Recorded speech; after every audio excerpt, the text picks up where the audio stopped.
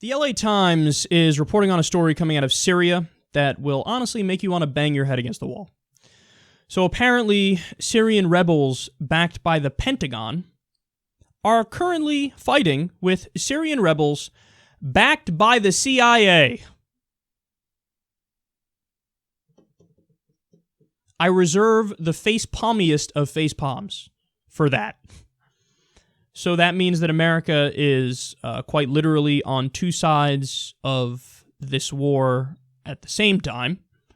That's a debacle, that's a quagmire if I've ever seen it.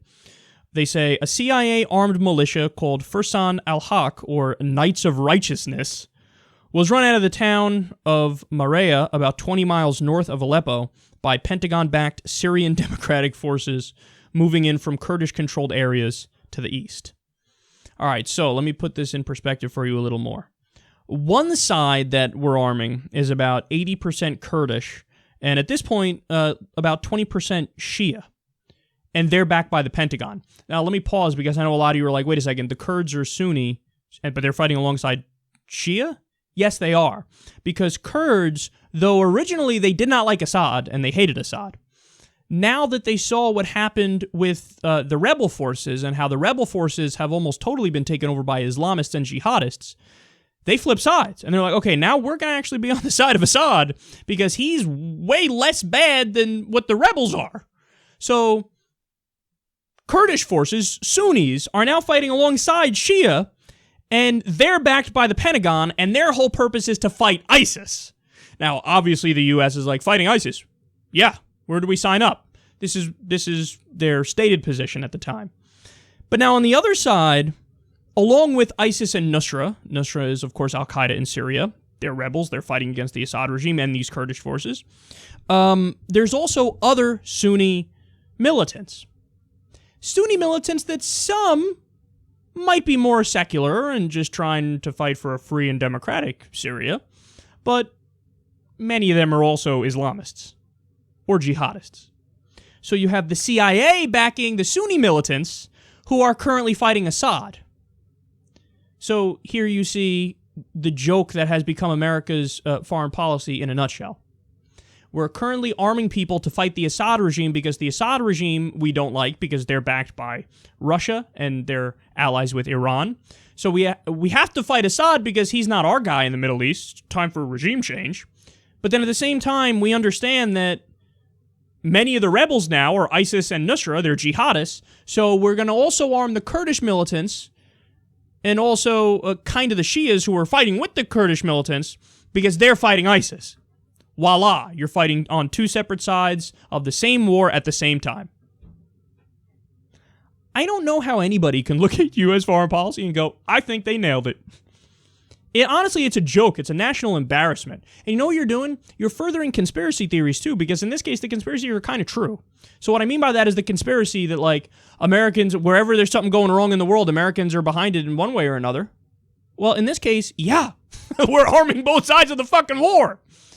And let's face it. Don't get me wrong.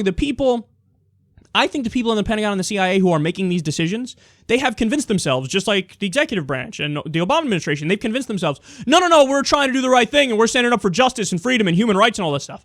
I think they believe that. I think they've convinced themselves of that. But what's a motivating force behind the scenes which never gets discussed, but it's there? The military-industrial complex. We got to build more guns. We got to build more tanks. We got to build more warplanes.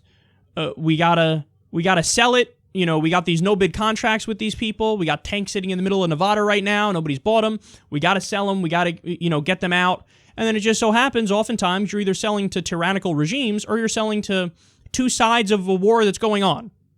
This makes me, honestly, embarrassed to be an American when I read this stuff. Because I want to tell people that's not representative of the people of America. That's representative of an imperialist government that's, tripping over itself because of its own perverse incentives that push them in this direction. This does not represent all Americans in any way. So there's obviously the bad news coming out of Syria. But now I have good news for you too. Syrian forces just took back the city of Palmyra from ISIS. That's huge. That's huge. Notice also when we talk about this, every time I read an article, when it's about the Syrian troops When they want to portray them negatively, they say the Assad regime. The Assad regime is doing this, this, and this. Assad regime, Assad regime. When they want to portray them in a positive light, Syrian army. The Syrian army did X, Y, and Z. So sometimes when they fight ISIS, Syrian army, Syrian troops took back parts of their country. Yes. When they want to portray them negatively, Assad regime is doing X, Y, and Z. Again, this shows America's moral confusion about the situation in Syria. And understand the reality are there any side that's just flat out good? No, of course not. The Assad regime also has Hezbollah on their side. The Syrian forces also fight with Hezbollah. They've done horrible things. I'm sure they've committed war crimes, no doubt about it. But the rebels are mostly Islamists and jihadists. And when you talk about the least bad option, well, I kind of look at it like I looked at Iraq, where Saddam Hussein was horrible. There's no denying that. He's a brutal dictator. He's an authoritarian strongman. But would I have rather had him stay in power so that we don't have ISIS rise up and fill the vacuum? Yeah. Yeah. Same thing with Assad, who, he's also a Ba'athist, by the way, which is like Arab socialism. So he's a Ba'athist. So you have a socialist constitution in Syria. Would I rather have Assad there than have a fucking vacuum filled by ISIS and Nusra? You really want to take a risk that, if you get rid of Assad, it's not going to be like the rest of the Arab Spring where there was a worse scenario that came after the fact. If America topples Assad, yeah, you're going to create another power vacuum, and who the fuck do you think is going to fill it? So, that's my general breakdown of it, but it's funny how when the Syrian troops do something like take back Palmyra from ISIS, all of a sudden all the articles say Syrian troops, Syrian army. But when we're trying to portray them in a negative light because the U.S. doesn't like the Syrian government, Assad regime is what we call them.